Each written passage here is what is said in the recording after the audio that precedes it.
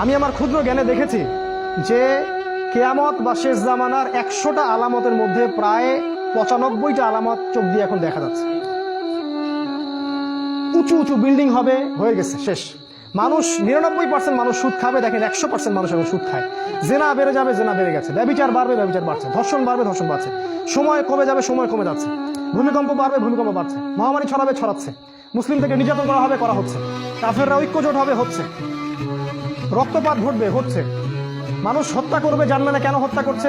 মরবে কেন, জানবে না কেন মরলাম। এগুলো হচ্ছে। এমন কোন আলামত নাই, এমন কোন আলামত নাই। মেয়েদের দেহায়াপনা বাড়বে, বাড়ছে। ফ্যামিলিস্ট রেভলিউশন বাড়বে, বাড়ছে। ইসরায়েল শক্তিশালী হবে, হয়ে গেছে। এবং ওদের জোট গঠিত হবে, আল্লাহ বলেছেন, সেটাও হয়ে গেছে। আর আমি আমার ক্ষুদ্র জ্ঞানে বলছি যে এমন কোন আলামত আমি দেখছি না যেটা প্রায় এই 95টা আলামত 100টার মধ্যে এখন পাওয়া যায়। কয়েকটা পাওয়া যায় না, সেটা সামনে